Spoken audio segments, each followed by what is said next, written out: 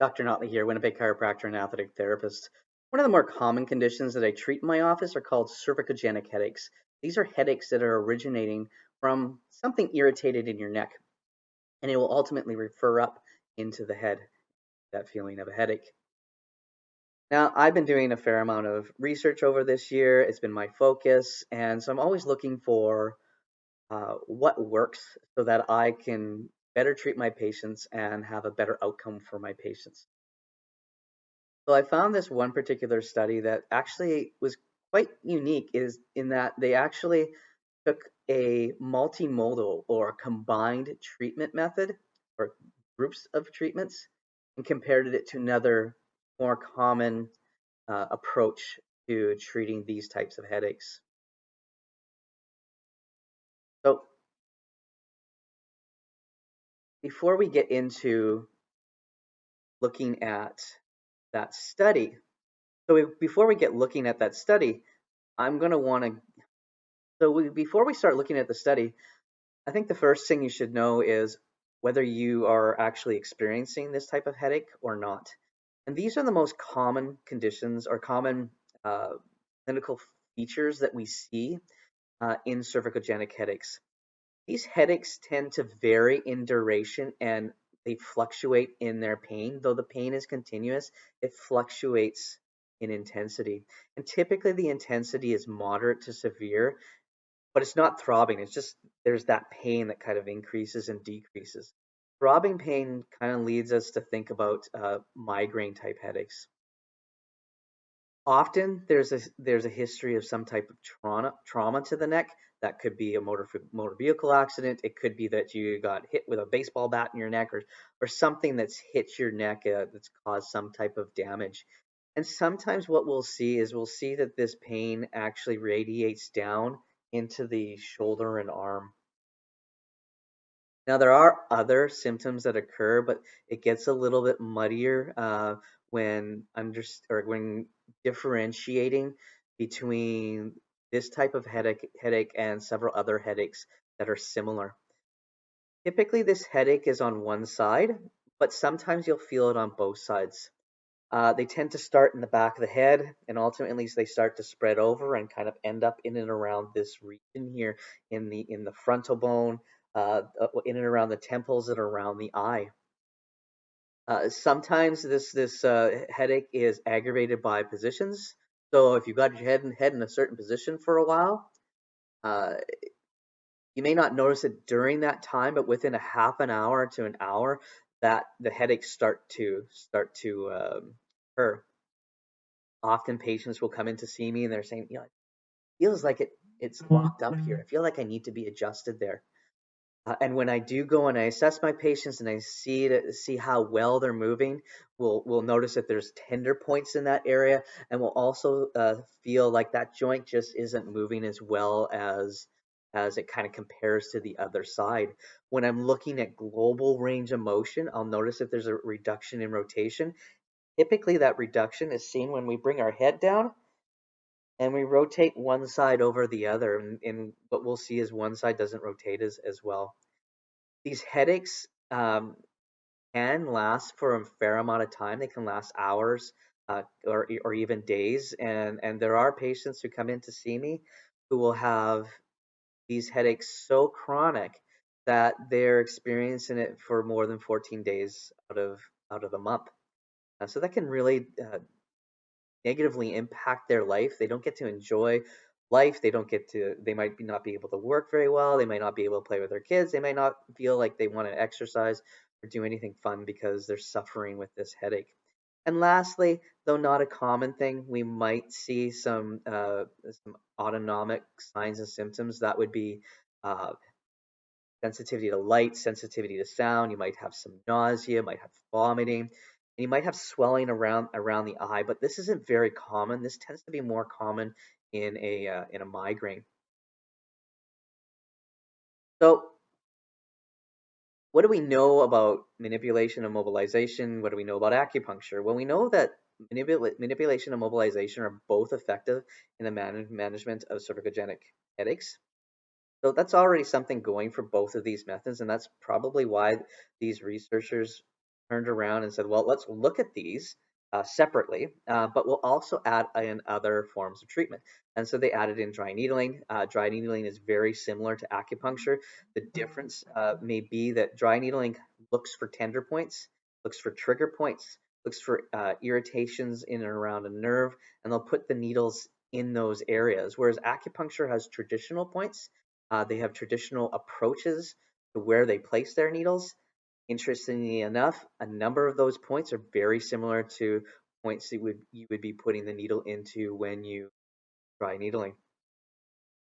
Problem is that acupuncture, there really isn't a lot of evidence, or sorry, I shouldn't say that. There's low to moderate evidence in reducing the frequency and of both migraines and headaches.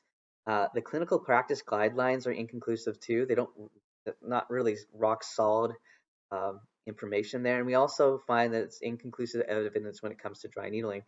Dry needling is relatively recent when it comes to being researched. So what is the purpose of this study? This study did want to compare a combined treatment of joint manipulation to the neck and upper back, along with dry needling with TENS or electrical stimulation, compared to mobilizations and exercise. The exercises that were given were focused on mobility in and around the upper neck, and exercises that worked muscles that went from the shoulder blade to the neck or upper back. They compared these two groups, and when it came to the spinal manipulation dry needling group, this is what they did. They took spinal manipulation, it was applied to the upper cervical region and the upper back region. When it came to needles, there were a number of needles that were used. Typically 6 to 8 were used in occipital region, so upper neck, lower back of the head. They may have used one point in the hand, and they may also have put needles in around the eye, the frontal region, or in the temporal region. Based on the presence of trigger points or the reported sensitivity of pain, that's why they put those needles in those areas. If they did feel it was necessary, they put up to 4 needles in the upper back as well. When they applied the electrical stim, they used a low frequency. They used a moderate pulse duration, 250 microseconds. May not necessarily be important for you as someone suffering with these types of headaches, but it is important for a practitioner. The way the electricity was applied was biphasic, so it went in one direction and then it went in the other direction. And when we turn up the electricity, typically they wanted people to say that the pain or the discomfort was somewhere between a mild to moderate discomfort. They didn't want to have people experiencing high degrees. Personally, I think if I was suffering with a headache and I had a high electrical stim, uh, that might aggravate me more than help me. Both groups received 2 treatments a week, up to 4 weeks, and up to a total of 8 visits per group. Here's the results. So the spinal manipulation and electrical dry needling group had greater reductions in headache intensity at both the 4-week and the 3-month mark. And when they compared the groups, there was a much larger increase or improvement at both the 4 weeks and the 3-month mark for the spinal manipulation and electrical dry needling group. When we looked at headache frequency and disability, again, the spinal manipulation group did better. At 4 weeks, there was a moderate difference between the two groups, but at 3 months, there was a large difference, again, favoring spinal manipulation and electrical dry needling. Also, those who received spinal manipulation and dry needling experienced shorter durations of headaches at both the 4-week and 3-month mark. And very interestingly, the spinal manipulation group completely stopped taking their medication for pain, whereas those in the spinal mobilization and exercise group continued to use medication. So this is a really interesting study. Uh, in my practice, I often use soft tissue work to work on those muscles in this region. Uh, Makes me think that maybe I might need to look at working some of the soft tissue areas in the front. I do use manipulation.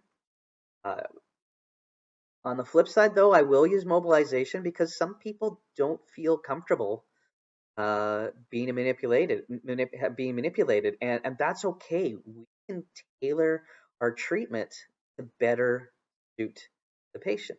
I also provide exercises, and I'll continue to provide exercises for my patients. Uh, what we do see is both groups did improve, though we didn't have a control that received nothing, but we did see an improvement in both groups. So I can use both methods and I can work what you feel most comfortable with because not everybody's happy with having dry needling and not everybody wants to have manipulation. So we can still change things up and make things work. Well, I hope this research paper was of interest for you. And next time you see me for a headache, I'll probably be recommending dry needling along with my manipulation.